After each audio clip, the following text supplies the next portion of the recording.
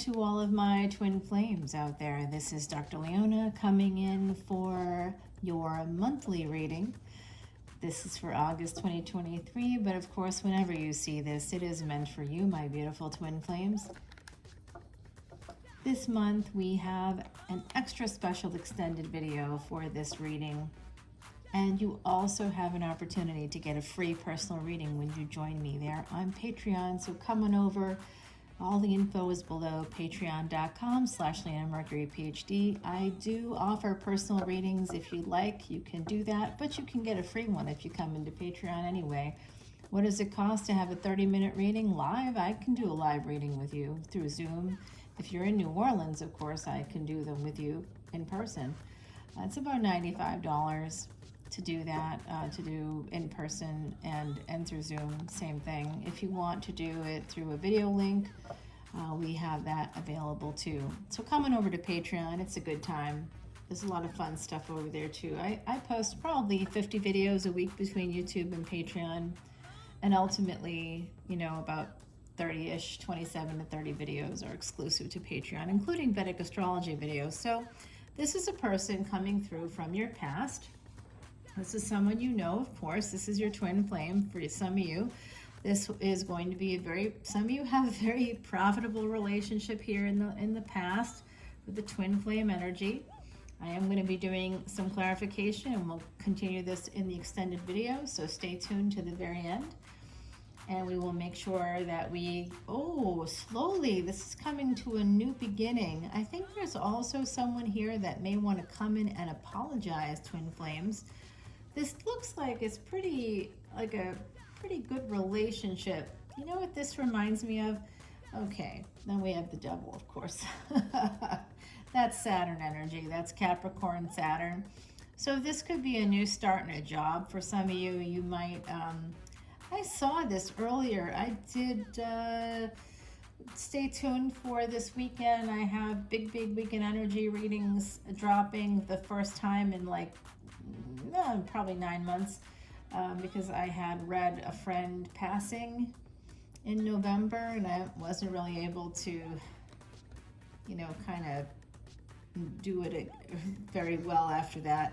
So I've been working on healing, and now I think we're in a better place here. So yeah, okay. So what I'm seeing here is some victory. It's possibly a fated situation. It could be, some of you are maybe even married to a twin flame. Now, this is an interesting story, right?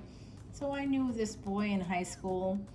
I knew him before that. We went out in high school, and we grew up together, born just a few months apart. Our families were connected through my uncle, and we spend holidays together. We'd see each other every summer, every Christmas, Easter. We saw each other for big main holidays. And, sort of throughout the year, there'd be a birthday party, we'd be invited. There was all this person and I were absolutely in love with each other from the moment we saw one another. And then in high school, we reconnected. We weren't at the same high school, so that was a little bit difficult. I didn't have a car at that time. I was like 15 years old. He did, though. He had a little bit of a different family situation than I did, so his parents were very supportive of him. And he was, one of these athletes guys. He had he had a lot more support overall, friends and family. And so, it was doable. We made it work, but it was hard. And I wasn't quite ready for that next level of commitment. You know what I mean? Like the sex part of it, I was not there yet when he was. So that became an issue. And that was ultimately why things ended. And then within 6 months of that, I began dating someone else, and that eventually became a serious relationship. And then I thought this person was my twin flame, and that person was like, hey, what about me? You know, why weren't you willing to do that with me? Well, I was, but just not at the moment that you wanted it. Like within 6 months, there's a lot of change and maturity in a 6-month time period when you're a teenager. So I just didn't, he just wasn't willing to wait, is the bottom line. And I needed some time to figure things out on my own. And he wasn't willing to go there, but there is someone coming in after becoming single again. So I am seeing that it's possible that maybe like me, you had a person that you grew up with, and if it's not that, I do see that some of you could actually be married to your twin flame. So it's interesting. I think that happened for me as well, like later in life. You just kind of meet someone, and you may think about someone else as like that person, that twin flame, but that's not who you marry or whatever. So then you marry someone else, and like, it's weird, but time flies, and then all of a sudden you're like, oh, this is the person. I've been an idiot for like all this time. Because you sort of think that there's always something maybe better, or you're missing something, or it's not exactly where you want it to be.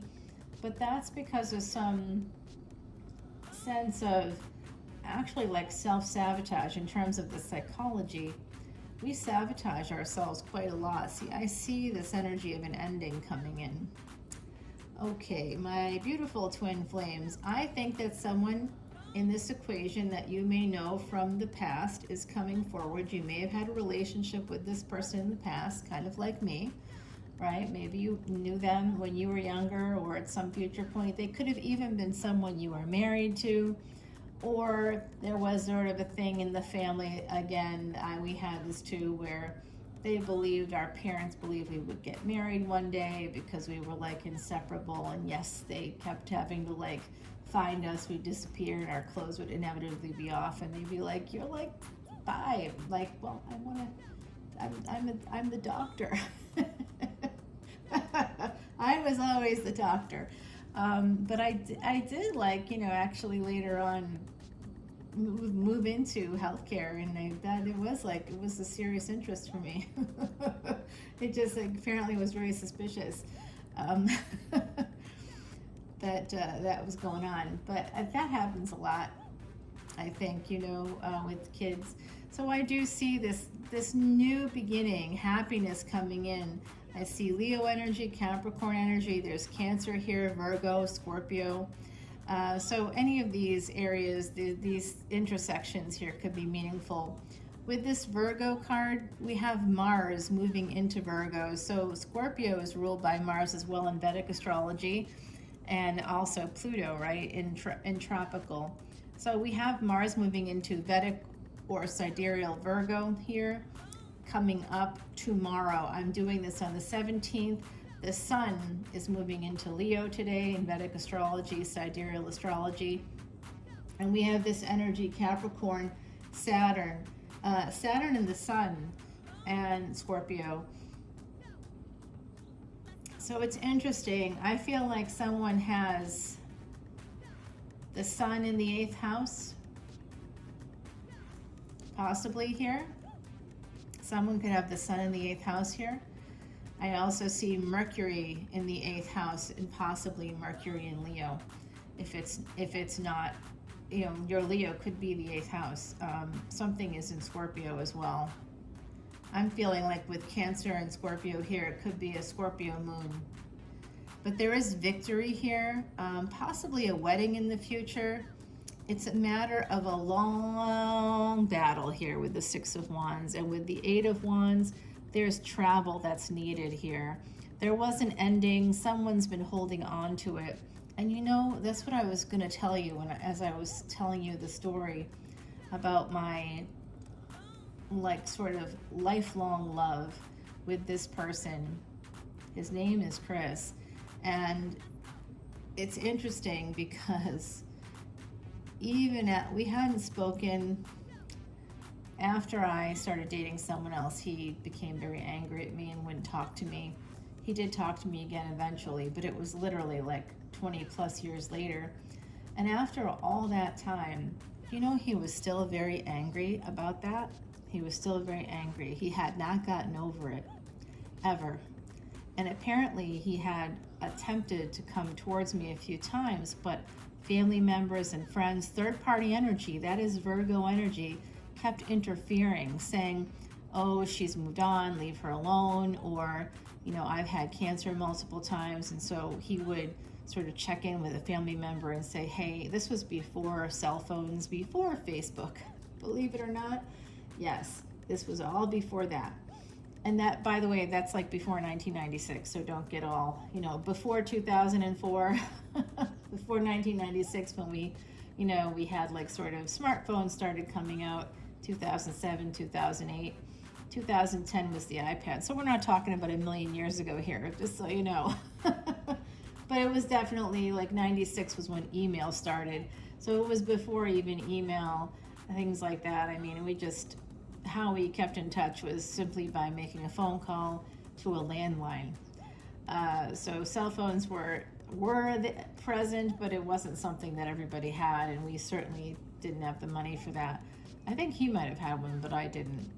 So ultimately, he was still holding on to a lot of things, and we did talk for a little bit and tried to work it out. And then I frankly became angry with him because he was still angry about something that happened decades ago that I had no control over. He was the one who couldn't wait for me, not the other way around.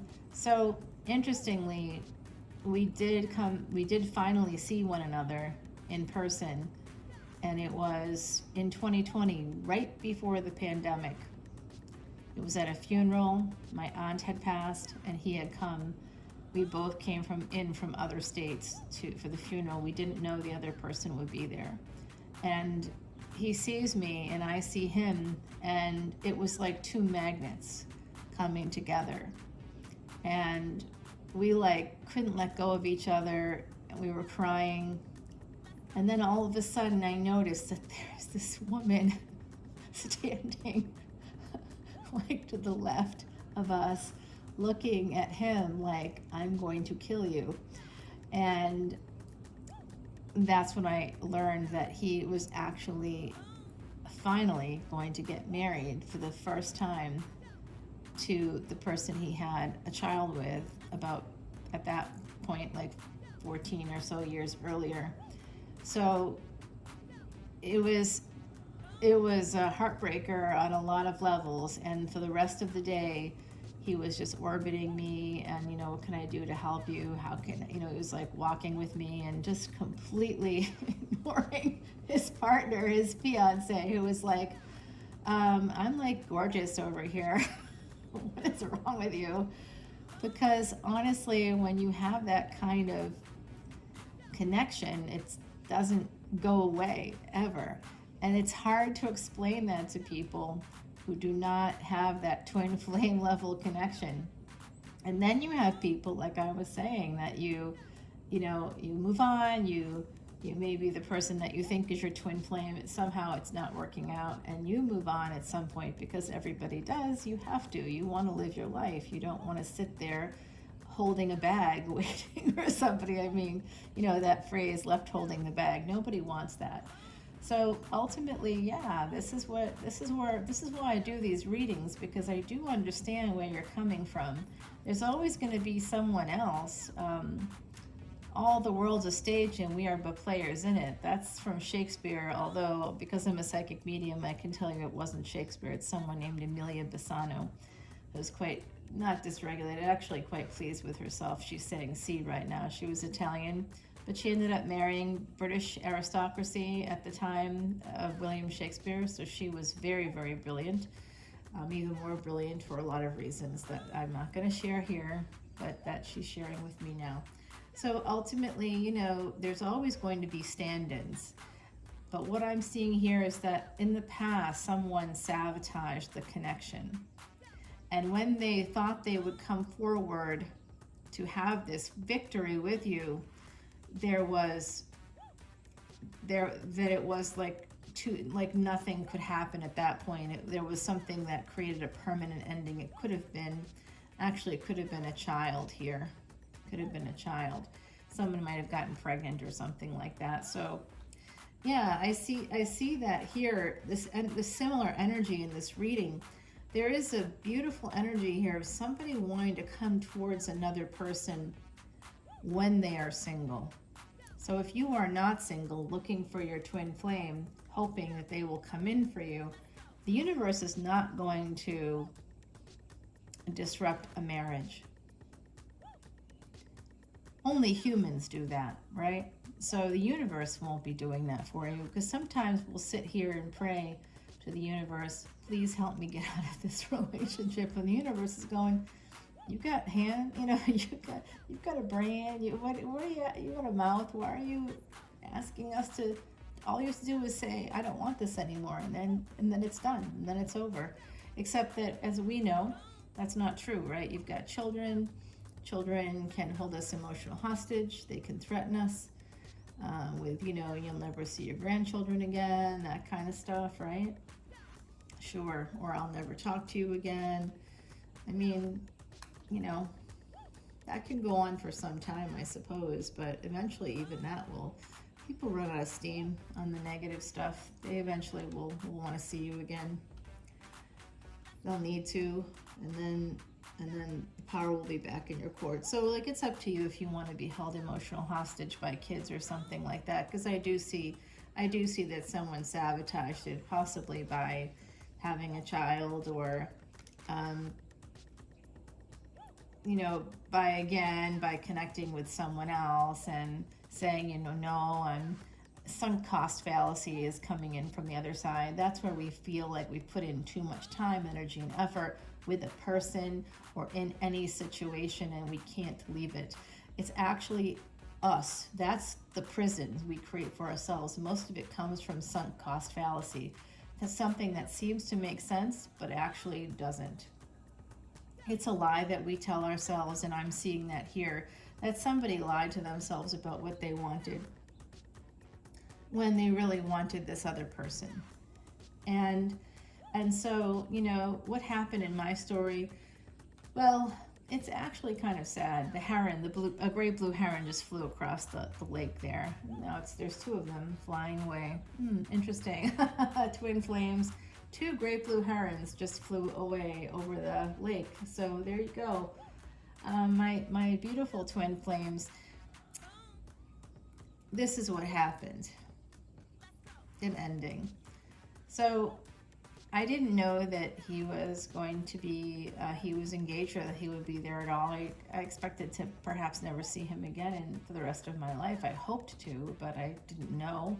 I had asked, and he said he didn't think he could do it, or he had all these things. He just sort of said, no, I don't know how that's ever going to possibly happen. We live in different places. And I'm like, well, just to see each other, not talking about having a full-on relationship here. Let's just see one another, let's just see each other for the first time. Wouldn't that be good?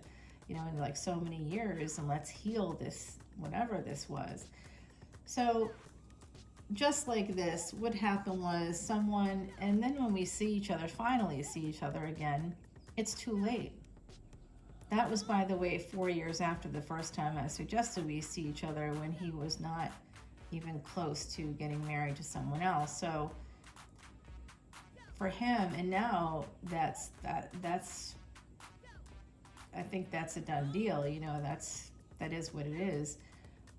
But I do know that it is his mom and his sister are always reaching out to me, giving me updates. I don't reach out to them. They reach out to me, give me updates. I think that I know his parents always hoped, and still hope, I think, on some level, that there will be some kind of a reunion of some sort, a friendship or something that happens here. But I do think that for my twin flames out there, I am seeing a similar energy where someone waits a long time for something to change, to have this victory after a long battle, perhaps with themselves. It could have been addictions. This was the case in my twin flame journey as well. What happened was he became addicted to different drugs and did not want to, he wouldn't see me for a long time because of his addiction issues, and that's the excuse he used. So that we wasted a lot of time, a lot of decades with just wasting it. And then by the time we finally did see each other, he was, moving on to someone else. He never got married before that, and we were literally 2020. We were late 40s by then. So, we're the same age.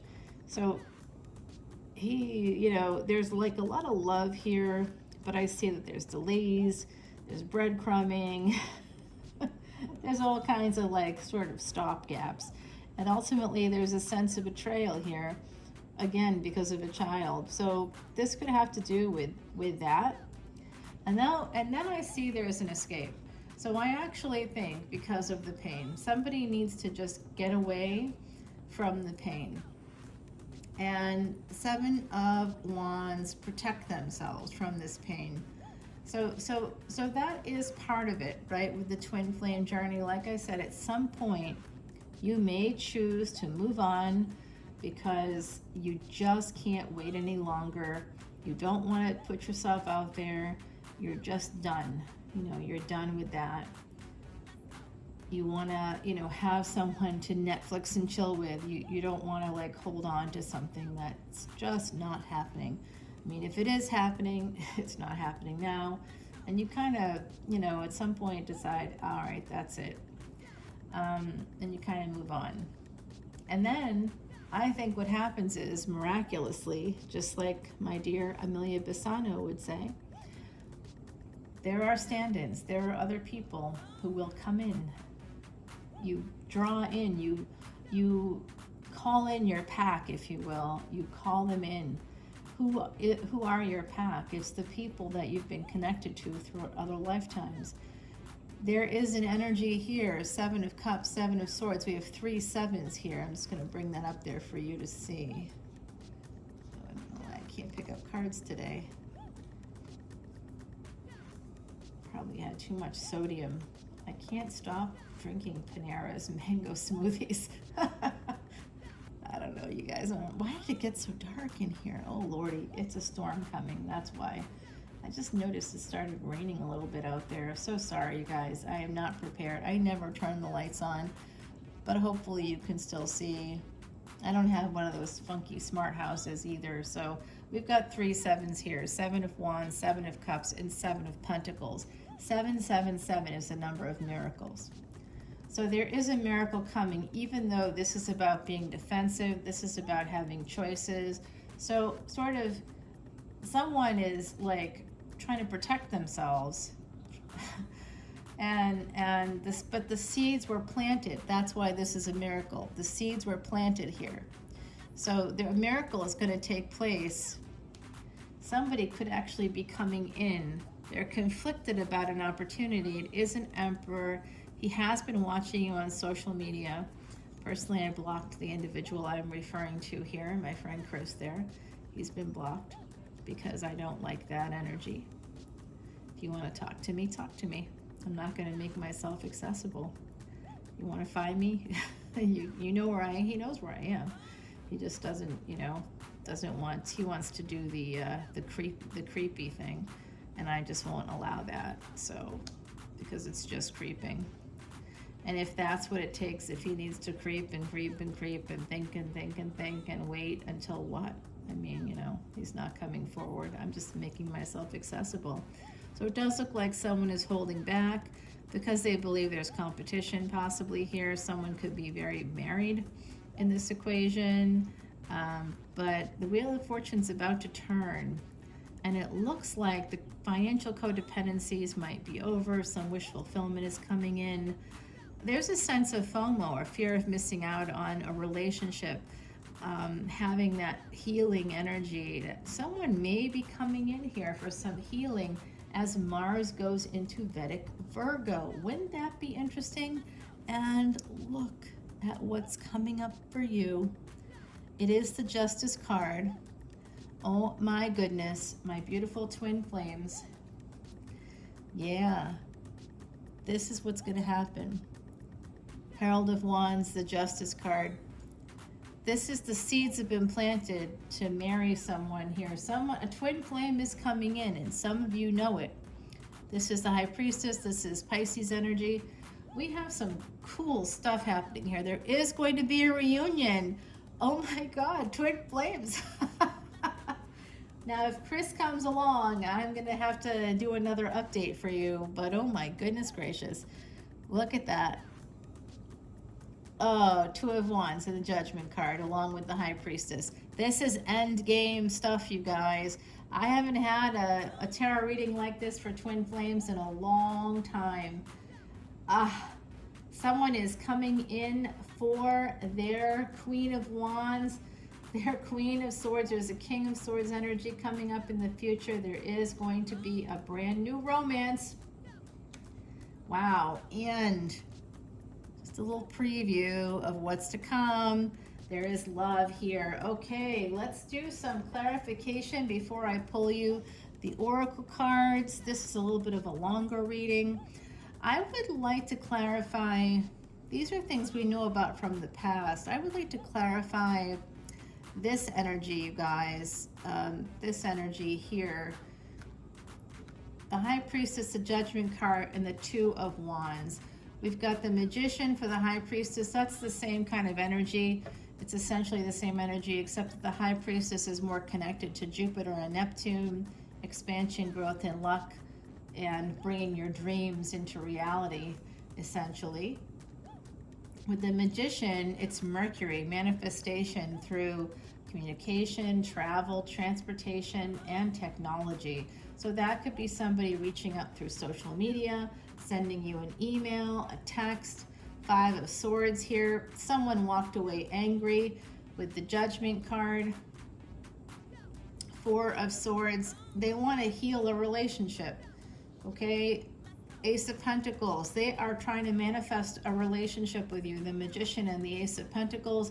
That's Gemini energy. We have Sagittarius, Pisces here. For the Five of Swords, we have the Seven of Swords. This person absolutely walked away angry. They let ego take over. They sabotaged this maybe many years ago for some of you. It could have been yesterday for others, or 2 weeks ago for yet others. Actually, I'm seeing this date. I'm seeing somewhere between July 22nd and the 23rd of this year. There was some kind of an energy exchange that might not have been so awesome. Seeing that there for you guys. Okay, for the Four of Swords, the Tower, healing this Tower moment so that this relationship can continue on. Three of Pentacles, somebody wants to have this Ace of Pentacles with you, but it has to start off as a friendship, you know, start slow, move forward. Knight of Wands, somebody acted very rashly here, and that's where the sabotage came in. They want to get back together, they want to come towards you, they want to bring this back from the dead, is what I'm hearing from the other side, which is super ironic, and they're all actually laughing about it. So good. The Tower, Four of Swords, the Tower, and Justice. This is going to lead to a marriage. Somebody here wants to heal, perhaps after the ending of a long-term commitment, but there is this energy of wanting to heal so that things can transform and become a marriage. That's what they want. Okay, we're going to take this over to the extended, my beautiful twin flames, but before I go, let me just give you some advice from the universe. Share wisdom. Well, I just did that with you. I shared some personal details about my life. I've talked about Chris before in other videos.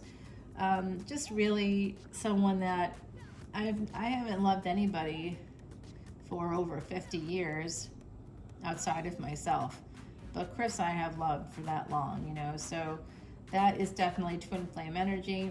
And then, like I said, sometimes we look around us and we realize that the people that have been by our side, that's the actual twin flame, the person that's sort of been there. They're like, well, I haven't been here for 50 years because I wasn't here when you were born. That guy was, okay. But I've been here for like 30. Does that count? You know, and you're going, oh my God, I didn't see that. You know, yes, you have been here for all that time. Amazing. I love you, and I can't believe I didn't see it, you know. So sometimes we think of the twin flame journey and we kind of romanticize it, and we put a little spin on it for ourselves, a little fairy tale spin, you know, like a DJ, you know, basically blending a couple of songs together. We're like, okay, we're gonna just merge these ideas, this fairy tale with my real life. It's not that way, right? It may not be that way, but I do see someone wanting to come in. Why do they want to come in? They want to marry you. All right, so let's go to the Extended on Patreon. Remember, you get a free personal reading, my beautiful twin flames, and I'm going to turn on the lights because obviously this is just too dark. I always get caught in the dark that way. That's because of my 8th house placements. Anyway, love you all. See you soon, twin flames. See you on Patreon in just a moment. Bye now.